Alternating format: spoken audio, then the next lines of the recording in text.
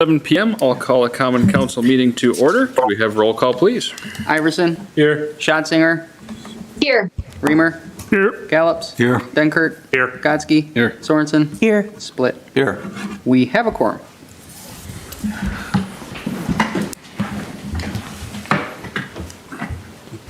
I pledge allegiance to the flag of the United States of America and to the republic for which it stands, one nation, under God, indivisible, with liberty and justice for all. Good evening. I am Reverend Jeffrey Dodson of First Congregational Church in Ripon. Please be with me in prayer. Gracious God, I ask for your presence among us this evening as we gather to lead and care for our community. On this Earth Day, I ask for your blessing upon the city workers and volunteers and residents who help care for the health of our community's environment, for the gardeners who beautify the city with diverse plants, for the water managers who make sure we have clean water, for the parks and recreation staff who care for Ripon's parks and public land, for the volunteers who plant new trees in our parks, for the citizens who participate in No Mow May to help bees and pollinators, for all who care for the Green Lake watershed, for our sanitation and recycling workers. We give thanks that Ripon is celebrating 24 years this year as a tree city through Tree City USA. And let us endeavor to love and care for our city's green spaces, its people, animals, and wildlife, and in doing so, care for your good creation, O God. I pray this in Christ's name. Amen. Thank you.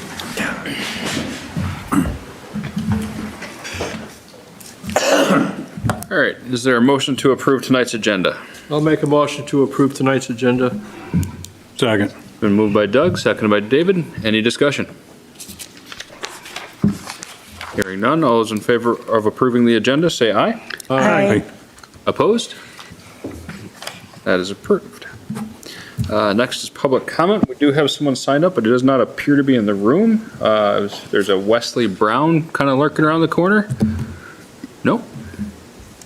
All right, we'll move on. All right. First item on the agenda is the Ripon Public Library Annual Report. Desiree and Lauren, if you'd like to step forward. Hi. So this is Lauren McConnell. She is a board member for almost 3 years, and she's the current library board president. My name is Desiree Bonkers, and I've been the library director for just over 19 years now. I have a master's degree in library science, which is required for this position based on the municipal population. I am also certified with a grade 1 certificate, which is valid for 5 years, and for which I need to participate in 100 hours of continuing education to renew. The library is 28,000 square feet, which includes both wings and the lower level. The library has 2 larger meeting rooms, 1 conference room, 1 small meeting room, and a storytime room, which is also used as a romper room. In 2023, the library loosened restrictions on meeting room usage to allow social and gaming groups to meet regularly, free of charge, as well as to allow parties and sales for a small fee. So that was one of our changes last year. The library houses 6 deposit collections of large print books in the community. Each collection has approximately 30 books, and these are switched out every other month by a librarian. These are located at Kenwood, Bay Harbor, Prairie Place, Maple Crest, Whistling Pines, and Wolverton Glen. The library still has a significant physical collection, including 62,759 books, 5,398 audios, 7,239 videos, 123 magazine and newspaper subscriptions, and 324 things.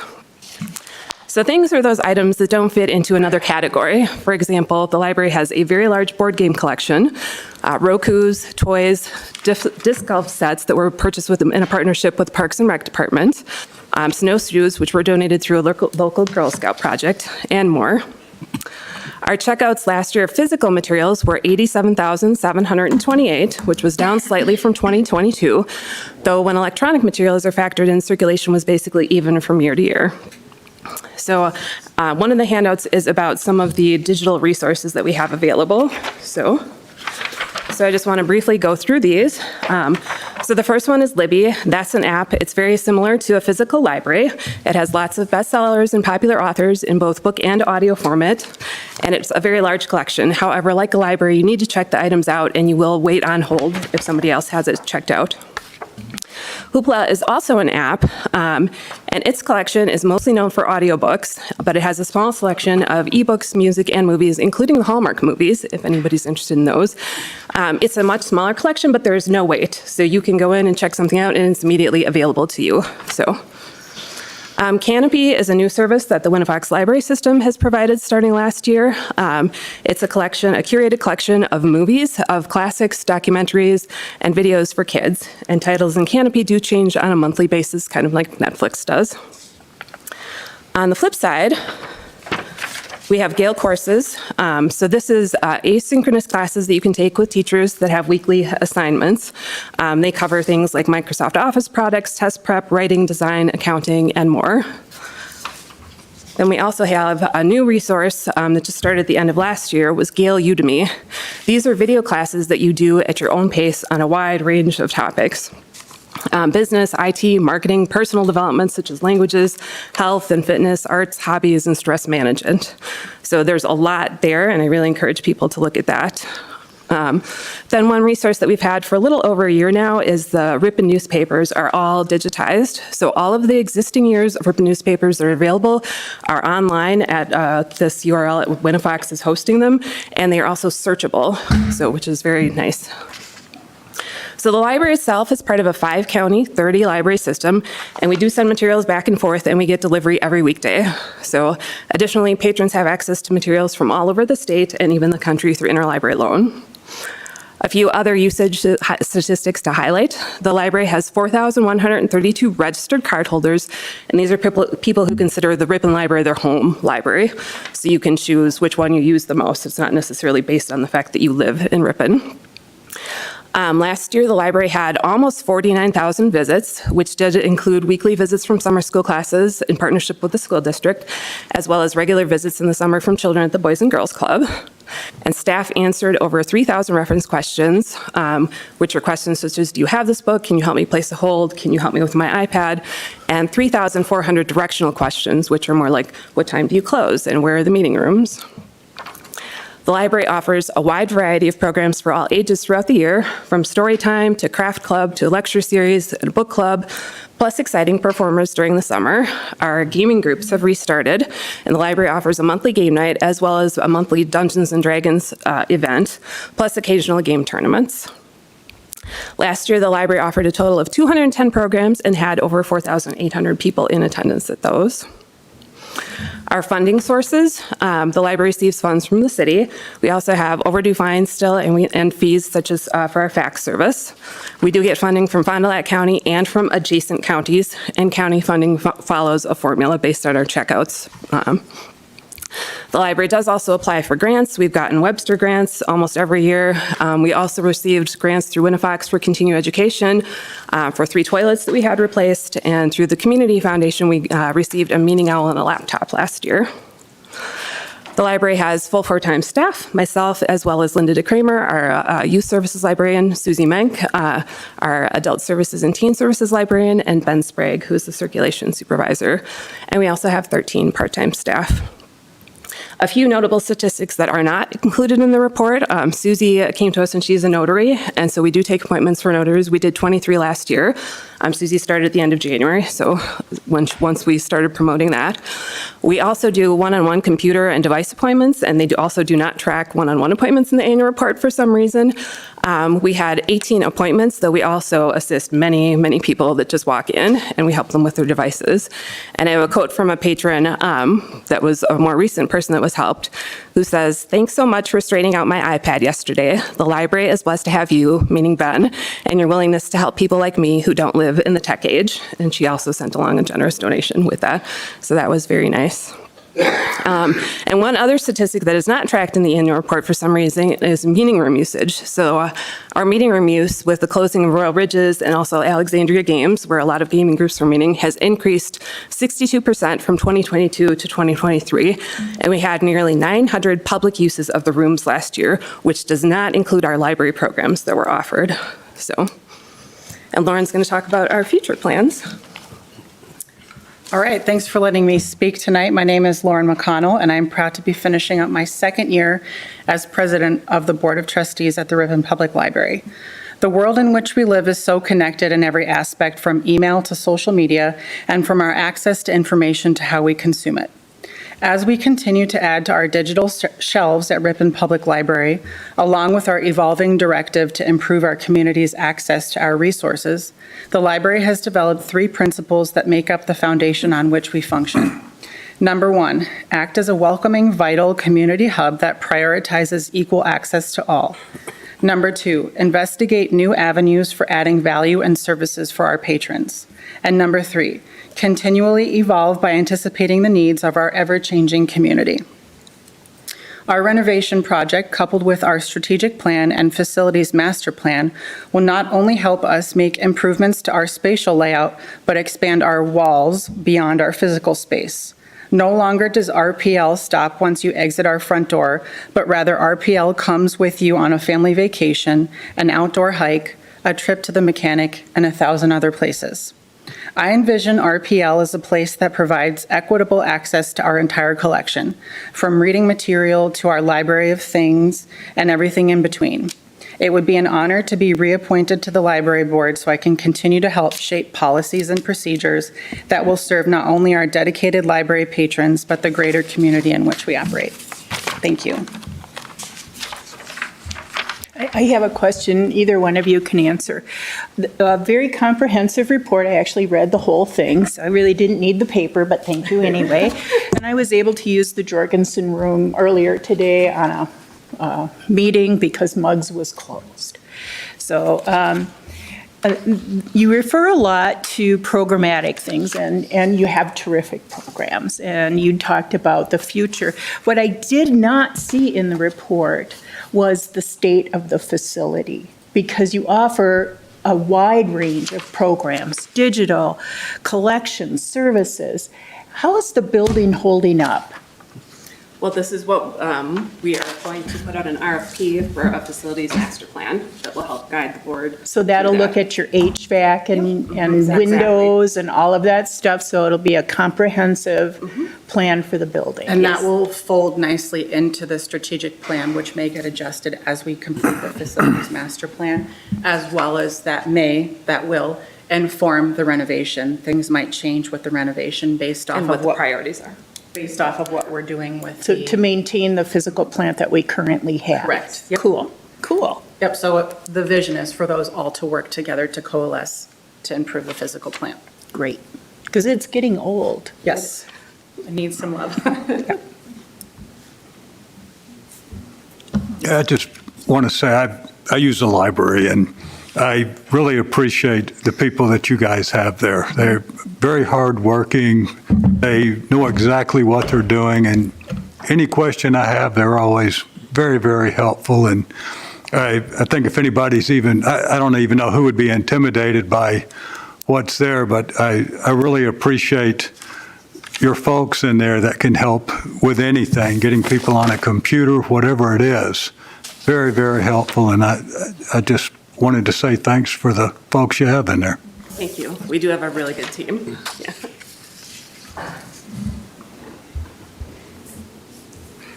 Any other questions for Desiree or Lauren? Thank All right, you. thank you for coming. Thank you. Thank you. All right, next we have the St. Wenceslas Street Reconstruction Project Bid Award. We have Dan, if anyone has any questions on the engineering portion or the bidding portion. Adam, anything to start this with? So in your packets, you have a notice of award letter, as well as the bid package and the bid results for the St. Wenceslas Street reconstruction. Bids were received on April 18th. There were a good number of bids. There were 5 total bids. The low bid for the project was Egbert Excavating out of Green Lake for a total of $932,348.50. the city has been planning this project for a couple of years. We received a $52,000 LRIP grant. We have also engaged the school district, and they have approved a waiver of special assessments, meaning there are elements of the project that will be directly assessed to the school district. They have agreed to those costs, so those will be further investigated and finalized in this bid. So overall, we are just seeking approval to move this forward and approve the low bid of $932,348.50. Dan, do you have anything? Not unless there's any questions, I'd be happy to answer them, but covered everything I would have. You're welcome. Nailed it. Steve? Hey, is this replacing sewer and water on that street also? Yes, this is full reconstruction. So to be water, sewer, storm sewer, roadway, curb and gutter, sidewalk, basically removing everything that's out there and replacing it. Very to some good, thank extent. you. There will be an additional sidewalk on the east side of St. Wenceslaus along the Inglesfield side at this time. Good. Or as part of the project. The side by Inglesfield, right now it doesn't have curb and gutter, does it? Correct, so The sidewalk and curb and gutter from the yep, sidewalk? so right now, the road is gonna be a standard width all the way through. And then there will be basically the way we have it planned is a 5-foot terrace on each side with a 5-foot sidewalk on both sides with curb and gutter. Yeah. So drainage was a major issue out there, so improving that as well with the curb and gutter out there. Cool.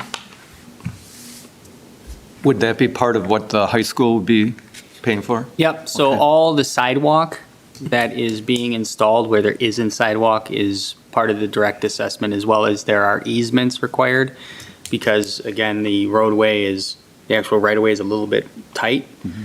So we've worked through all that. They've approved that as the special assessment portion. The estimate for that was somewhere over around $60,000 to $70,000. So what it came out here, we'll have to figure that out yet, but, yep. Were there any considerations? Obviously, it becomes a high-traffic area with any event going on. What kind of special consideration was given for the walking public and movement of people? Pedestrian area. safety, are you talking about? Yeah, pedestrian safety or just sightline adjustments or anything like that? So we talked about that with the school. Obviously, that's part of the reason why we wanted that additional sidewalk on the east side. Much of this project, they're planning on starting in mid-June, so hopefully when there's less traffic. But essentially, the road's gonna be tore up. When they're doing the utilities, we're hoping to have it kind of restored by the time school rolls back around. There will be times of inconvenience, and then there's coordination with the school, the busing company, basically kind of just saying, while they're in there working, it's going to be limited access. We will work with the school again and other entities to make sure. It will probably roll into when there's going to be sports and stuff going on, so providing access, down the street. Basically, they have to have it open to the local public but at the end of each working day. So there will be times where access will be tough, but maybe the most limited access is going to be when like curb and gutter and stuff is put on or installed, because that has like a 7-day cure time and all that type of stuff. So it was talked at length with the school, and they didn't really have major concerns about it. But as far as, if kids are coming up and down the street, it's going to be limited access, but it won't be perfect, but they will have some sort of, either they can leave the sidewalk in maybe on the west side until the very end, or they will have to have gravel access to some extent. So I guess as far as special considerations, we just kind of talked with the school and said, what do you guys need? And they said, we really want the road redone and some of these sidewalks installed. So I don't think we really went above and beyond on some things, but, we definitely took the public's general health and consideration into effect, so. And ultimately, too, we went from a one-way to a two-way through the whole stretch. as well as eliminating parking on that side. I mean, a lot of the issues there were you're allowing parking and then there's nowhere for somebody to walk to. So they're walking in the middle of the street, or they're crossing between cars, or they're parking on both sides, making it a one-way. By making it a two-way, by putting the sidewalk there and not, eliminating some of the parking, that was the balancing act in it all that led to this project. And while we're losing parking, we're improving safety. Right. And we're getting sidewalks and then there's lighting considerations. There's things that the school district wants to do in the future. So adding lighting is another component that they are looking at doing. We didn't do it a part of this because it wouldn't end up in our project, but that was a consideration that they're making, as well as the school district has an entire plan that they're working on to sort of master plan Inglesfield to enhance, the entrances, make them more safe, and ultimately, through those discussions, we tried to at least put them in a place where the canvas they get after we're done with the project is one that doesn't have a bunch of paint on it already. It's kind of, they can use it. So all of those things were discussed over the last 3, 4, 5, 6 months. I would also say that we're trying to improve, again, the safety and trying to get people off the road. So there's sidewalk improvements and stuff like that, crosswalks, painted crosswalks, that type of thing. So really trying to get people to focus on crossing the street where they're supposed to, instead of, like Adam said, running between cars and things like that. So. And that does include painted crosswalks between the school parking lot and the entrance to Inglesfield. Correct.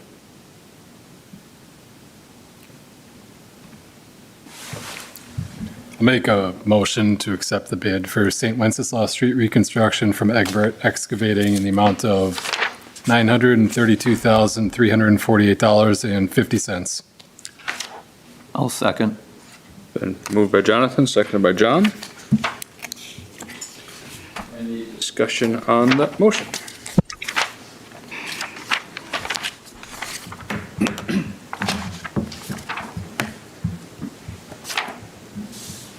Hearing none. All those in favor of approving the bid to Egbert Excavating in the amount of $932,348.50, say aye. Aye.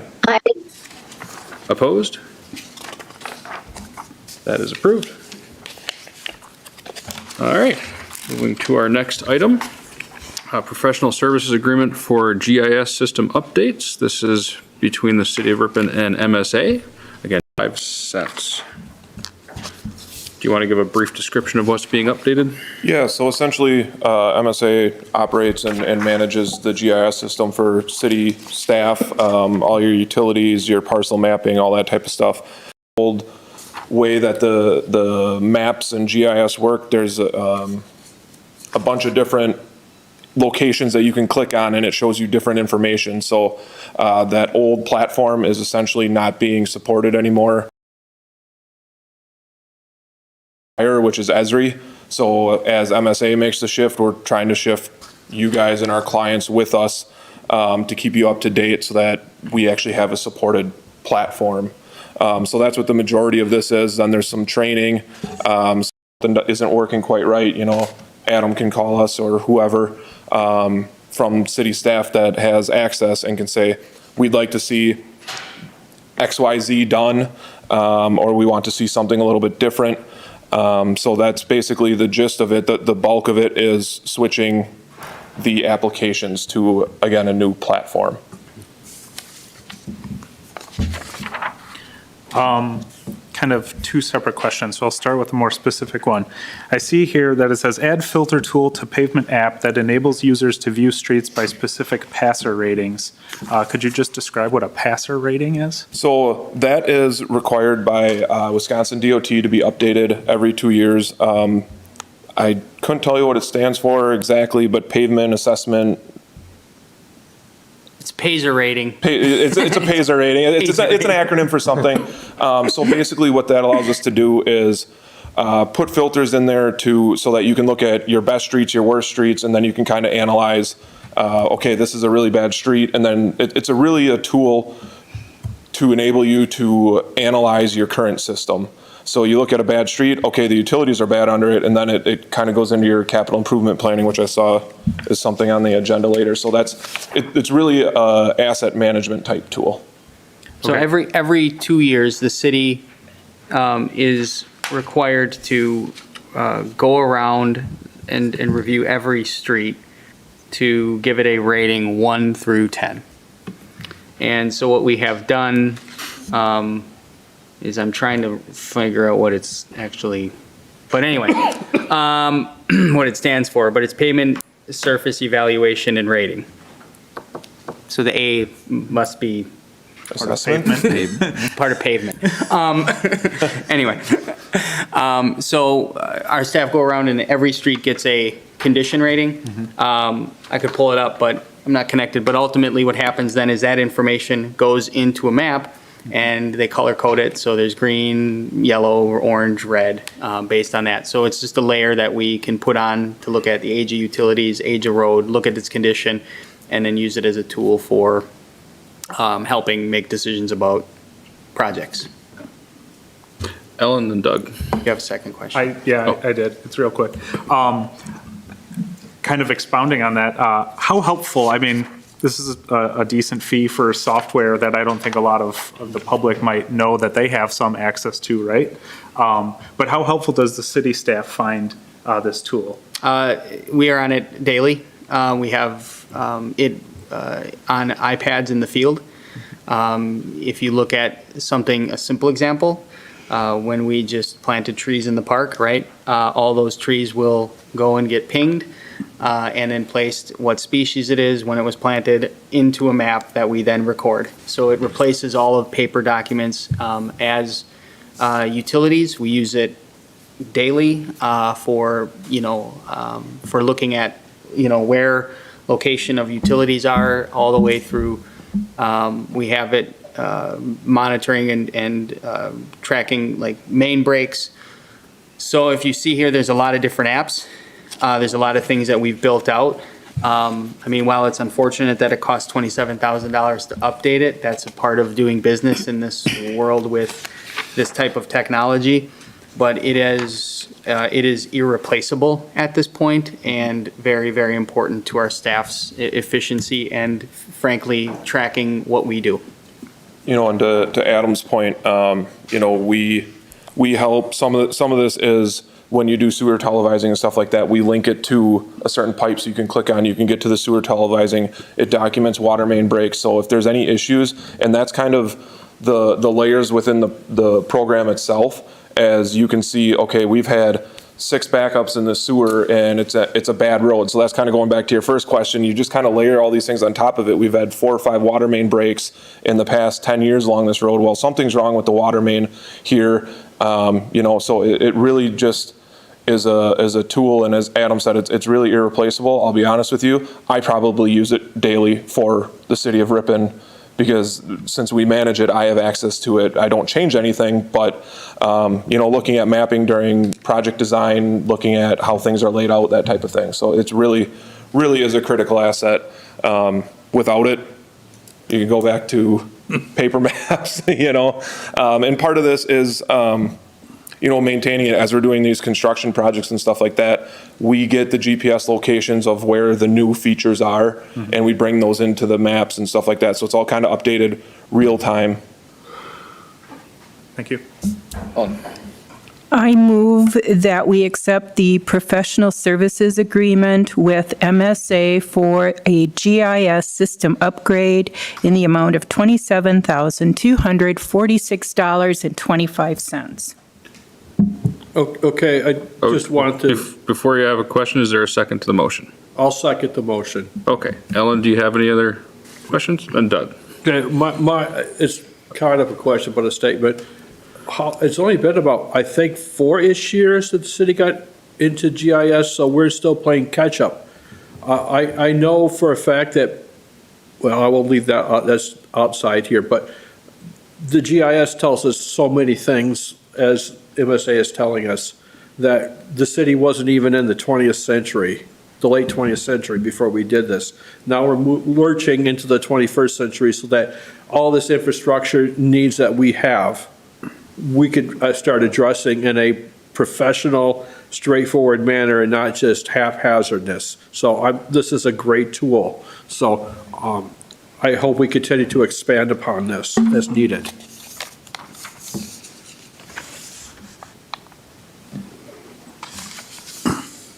And Naomi, just to confirm, you have the motion by Ellen and second by Doug.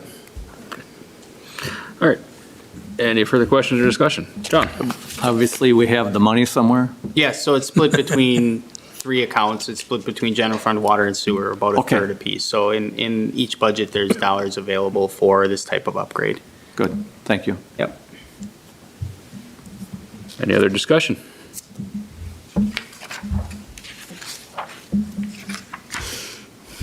Hearing none, all those in favor of approving the agreement with MSA for GIS upgrades in the amount of $27,246.25, say aye. Aye. Opposed? That is approved. All right, our next item is a change order number 4 for the State Street project between RLAM and the city, obviously, in the amount of $4,500 for traffic control. Adam? The city has been working through closing out the State Street project with RLAM. They have submitted this is the 4th change order for, I think it was $4,500 for, as the mayor mentioned, traffic control. So this is in front of you for consideration.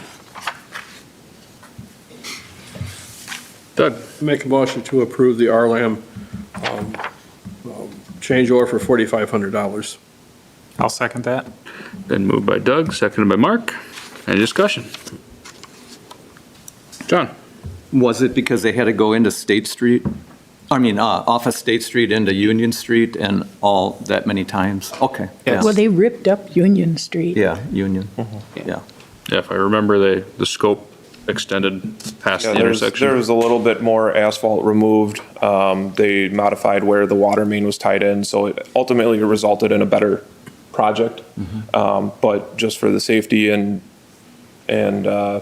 workmanship, they set up a detour a couple, 3 or 4 times, I think it said in the letter. So there was a traffic control item, but this was a little bit above and beyond and a change in the work that was completed.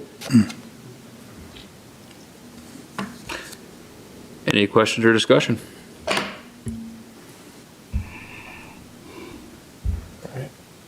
Hearing none, all those in favor of approving change order number 4 in the amount of $4,500 for RLAM, say aye.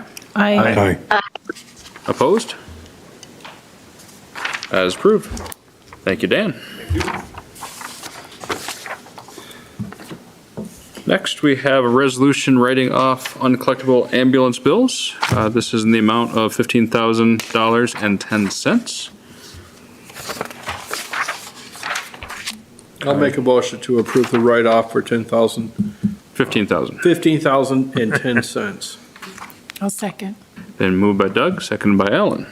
Any discussion? Doug? A brief discussion. This is stuff that was accrued before we made the switch to the current EMS biller. Yes. Okay. That's what I thought. And from the looks of this, we got all we can get. And Well, some are dead. Some are dead, but there's nothing from the estate to get. Correct. And we made the switch to the other biller early '23, or is it '22 still? It was, I believe, 22. '22. So this will likely be the last one we have under the old system. Usually this number is higher. So this is kind of the tail end, as the utility billing clerk or the billing clerk retired. This was sort of the back end of everything.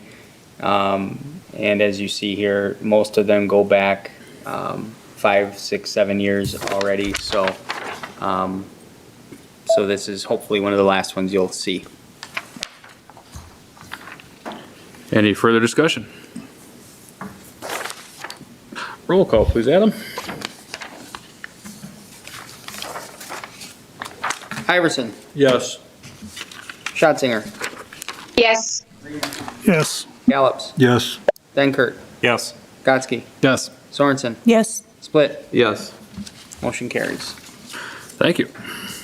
All right, next item is a resolution authorizing resolution to commit match funds and certification of match funds secured for the CDBG Public Facilities application for the Hamburg-Henny Street Utility Improvement Project.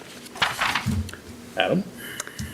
So the city is working with MSA. We've done the income survey for Hamburg-Henny and are moving forward with plan design to submit a CDBG public facilities application. A component of that are the next two resolutions that we have to consider. The first being authorizing to commit matched funds. So we are asking that the council approve this, saying that we would, if we do indeed get that grant, we would be willing to match the amount of the estimated cost of $1,308,250. There's no letter of interim financing attached, but we will get that from a bank, just stating they will loan us interim financing for the project. So that will check that box for our application and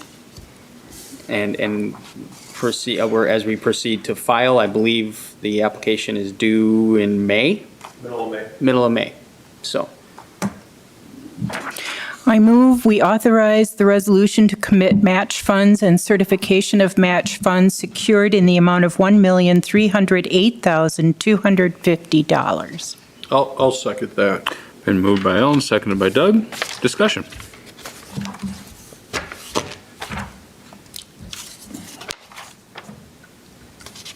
Hearing none. All those in favor of approving the authorizing resolution to commit match funds and certification of match funds secured in the amount of $1,308,250, say aye. Aye. Opposed? That is approved. All right, next item is a resolution adopting the 2024 through 2026 Infrastructure Capital Improvement Plan. Again, Adam? So again, as part of the CDBG application, we get certain points for planning. While we have a capital improvement plan, and while we're working on that and enhancing it, this is a smaller component of it that includes a small snippet of our infrastructure capital improvement plan. So this is getting us points, and it is establishing the road project priorities for the next 3 years. So as you can see, there is St. Wenceslaus, which is happening this year. You just awarded the bid. Hamburg-Henny, which we're planning for next year, and then Houston Street would be the third project. So you can see that is the overall plan for infrastructure for the next 3 years, 24, 25, and 26. So we are just asking, as part of the application, that the council consider this resolution. I have some questions about it. First of all, I'm very happy to see, I'm accustomed to doing 5-year capital improvement plans, so I'm really happy to see something on paper. My question for you is, when I did these, I always put the funding on also to see, so taxpayers could see what the anticipated funding was for, whether it's capital borrowing, bonding, property tax, or grants, or even state funds. And I would ask if possibly we could do that. And second, the Hamburg Street and Henny Street reconstruction is listed here as $1,965,000. Is that the total cost, or is that our total cost minus, because we just approved a resolution for 1.3. So I'm a little confused about the disparity in the numbers. 1.3 is subtracting the grant. So the 1.9 is essentially the project cost without loaded with contingency. Okay. So it's about a 1.9 $1.65 million project. With engineering, it's about 2.1. So when you're looking at the 1.3, it kind of, you subtract off that, Okay. and it's just worst case scenario. Yep. That one is a bigger project. It's more expensive by the nature of it potentially being funded by federal dollars. So it will be higher, it will be more costly. It's a good number there. Okay. And I tried to keep it realistic based on Dan's estimate where, you add 10, 15% or more contingency, you're talking $200,000-$300,000, right? And in the St. Wenceslas project, we didn't see that. We saw it come under. So we just took it back to just sort of the base number of what we think. That doesn't necessarily include engineering and whatnot. That's all doing preloading too, because we're doing that this year. But ultimately, that's kind of how we came to the number. They don't necessarily match, but they ultimately do in. Okay, thank you. And to your question about, this is a very small snapshot, right? Yeah. So we plan on expanding it out and having a more in-depth plan beyond just 3 years. It'll be 5 years with funding. Terrific, thank you. But the reason these three are on here, if anybody wants, is because of funding. So. John? I'll make a motion to adopt the 2024-2026 Infrastructure Capital Improvement Plan. I'll second. Been moved by John, seconded by Ellen. Discussion.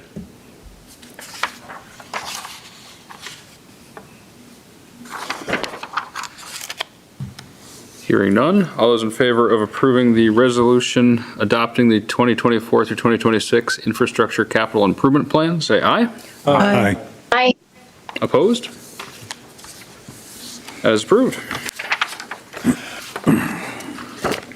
All right. Next is an ordinance to repeal Chapter 2.52, the Parking Commission of Ripon Municipal Code. This is here because the ordinance is outdated, and we're just looking to repeal it off the books. I'll make a motion to repeal ordinance chapter 2.48, Transportation Commission of the Ripon Municipal. We're on 2.52, the Parking Commission. Sorry, the page was turned over. The Parking Commission of the Ripon, an ordinance to repeal chapter 2.52, Parking Commission of the Ripon Municipal Code. I'll second that. Been moved by Deg, seconded by Mark. Ellen? What are we, the code, what is the code? Or are we getting rid of the parking commission? Yes.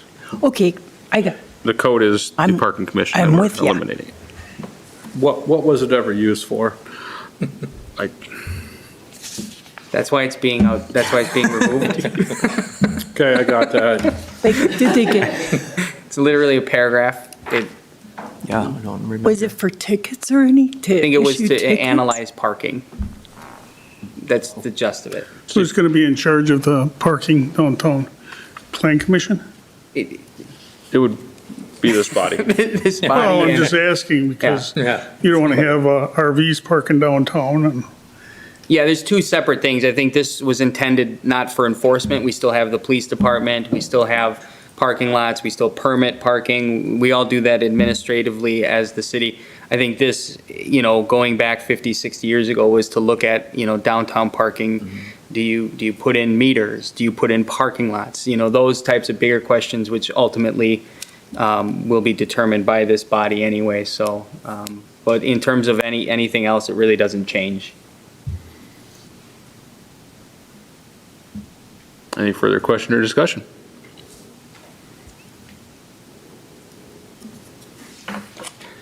Hearing none, all those in favor of repealing Chapter 2.52, Parking Commissions of Ripon Municipal Code? Oh, we're doing a roll call on this one. Adam? Iverson, Yes. Schatzinger, Yes. Reamer, yes. Gallops, Yes. Denkert, Yes. Skotsky, Yes. Sorensen, Yes. Split, Yes. carries. Thank you. All right, next is the ordinance to repeal Chapter 2.48 Transportation Commission of the Ripon Municipal Code. Again, this is similar, it's outdated, and in my 4 years as mayor has never met once, and I don't remember the last time it has met. Just a note on this one, I think the Transportation Commission, maybe the responsibilities of it might be important to roll into the city's master plan as we start to looking forward more. So I just want us as a body to remember, when we start to talk about streets and sidewalks and everything, that, you gotta think about everyone that's going to be using that. Even if we do repeal the commission that is responsible for that, there's that aspect that always gets put into projects when we're working on them. And like any decisions with, like the parking, all these topics would come to this body for discussion. One last thing, the Transportation Commission used to be in charge of the taxi, the Ripon taxi. So that means I would be coming to this And it group has been, instead? that has been coming directly to this body. Okay, because in the past, that was there what was it a was role. put up for. There was a role. Okay. But in the last 4 years, all the tax issues have come directly to the body. First, I'll make the motion to repeal ordinance chapter 2.48 Transportation Commission of the Ripon Municipal Code, and just say that I never, even when I was on the council, those other 4 years, never remember a Transportation Commission ever meeting. Taxi stuff always came here. So, anyway, I made the motion. Is there a second? I'll second. Motion by Doug. Give the second to Dave. Sorry, Mark. Oh, sorry, oh, John. I heard it over here, didn't see who said it. Any further discussion on this one?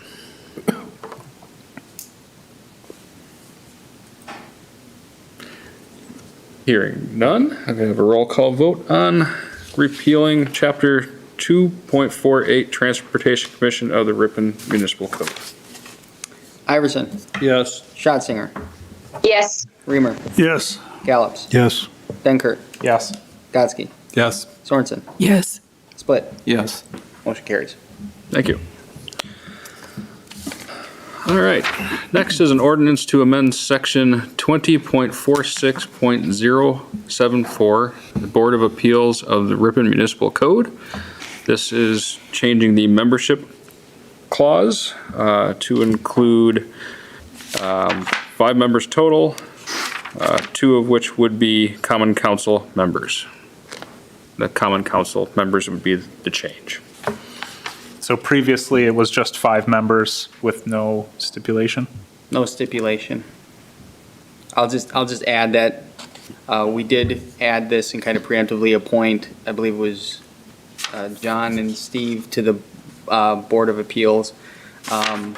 This is one that we've been running with only essentially 3 members. It's been very hard to find membership there. And ultimately, by making this change, it'll be easier to kind of fill that and ensure that we can get a quorum when needed. It meets maybe once or twice a year. And as people are interested in committee service, it's one that often gets, we don't prioritize it because it's just not what we need to have it functioning. So this just fills it and does a nice job of ensuring that we can meet and have quorum. Like Adam said, it doesn't meet more than a few times a year, but it is a very important meeting when something does come up.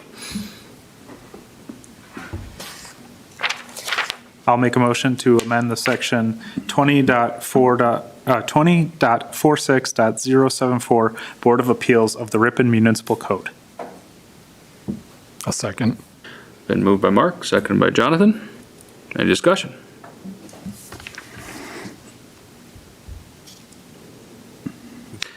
Hearing none, we'll have a roll call vote on the ordinance to amend section 20.46.074 of the Ripon Municipal Code. Adam? Iverson, Yes. Schatzinger, Yes. Reamer, Yes. Gallops, Yes. Denkert, Yes. Gotsky, Yes. Sorensen, Yes. Split. Yes. Motion carries. Thank you.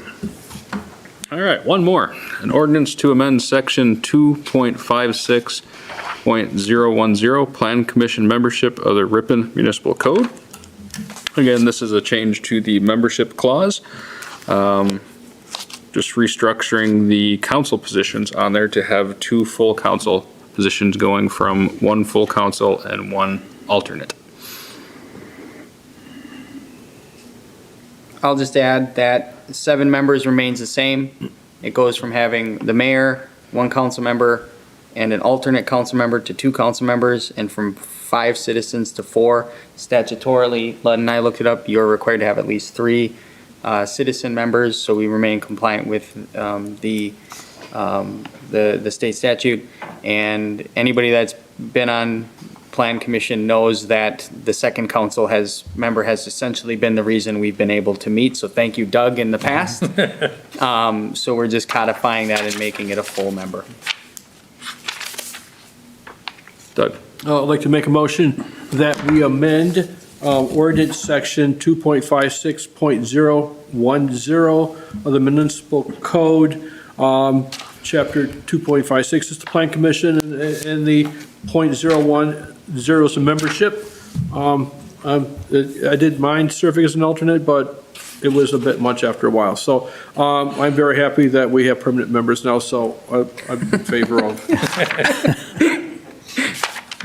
Is there a second to Doug's motion? I will second. Motion by Doug, second by Dave. Discussion on this. And Doug, thank you for all the times that you came in at the very last minute to get a quorum.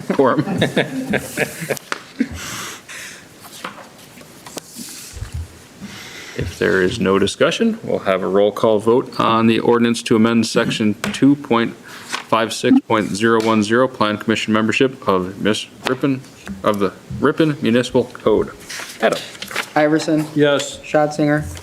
Yes. Reamer? Yes. Gallops? Yes. Dankert? Yes. Gotsky? Yes. Sorensen? Yes. Split. Yes. Motion carries. All right. On to project updates and staff reports. Anything from PD? No? Naomi? Adam? I just want to thank everybody that showed up to the tree planting on Friday. I don't know how many trees were planted, but had a good group of students and then volunteers to come in and help plant. And then I wanted to let you all know that we, adopting the resolution with the infrastructure capital improvement plan, Houston Street was on that. The reason Houston Street was on that is because the city was notified that we did receive a municipal street improvement supplemental. It's called MSIS. It's an LRIP grant, Local Road Improvement Program. We received a grant for $639,185 to complete that project. So, so that is why that was on there. So we will plan that out over the next, we'll start planning that project out over the next year or so to have it in the can, ready to go in tandem with Hamburg Henny, obviously getting St. Wenceslaus done this year. But it's a big competitive grant. We were one of 41 municipalities to get an MSIS grant in the state. Anything else? Nope. All right. All right. Moving on, I have 2 appointments for tonight. First one is for the Community Development Authority. I would like to appoint Laura Bruce to that position. Motion to approve. Second. Moved by John, seconded by David. Any discussion? Can you give us a little background who she is? Oh, Adam knows her better than I do. Laura is a local resident. She is a realtor with Century 21 and is connected to the community. She's married, has a kid or 2, I believe. So wants to get more involved and is a good fit on the CDA, fitting kind of a realtor in business sector. Okay, thank you. Any more discussion? Hearing none, all those in favor of appointing Laura Bruce to the Community Development Authority, say aye. Aye. Aye. Opposed? She is approved. Thank you. And the second one is Chris Mathias, appointing to the Plan Commission. Make a motion to approve. I'll second that motion. Been moved by Jonathan, seconded by Mark. Discussion? Could we get some info on that person? Chris works for the school district now. Prior to that, he ran a business for many years in Oshkosh. So we've been posting, asking for committee volunteers, which if anybody is interested, you can literally go on the city's website, fill out a simple form. He did that. I talked to him.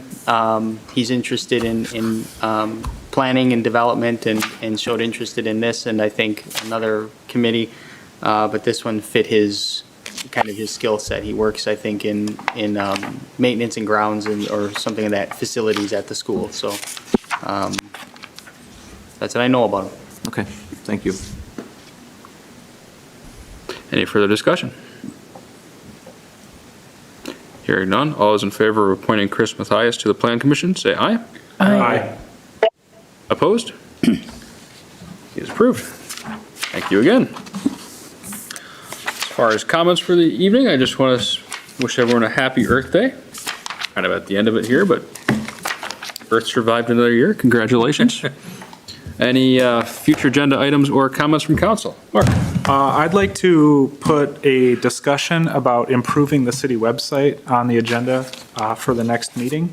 I think it's an area that we probably could do well to revisit and maybe start to look at modernizing or finding some way to make it more accessible, easier to use, just kind of better in the general sense of the term.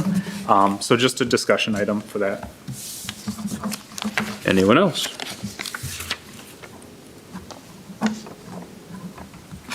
Hearing nothing. All those in favor of adjournment, say aye. Wait. Aye. Let me back up. I need a motion for adjournment first. Sorry. I'll make a motion for adjournment. I'll second that. Second. Been moved by Doug, seconded by Jolene. All those in favor of adjournment, say aye. Aye. Aye. Opposed? We're adjourned at 7:58. Thank you, everyone.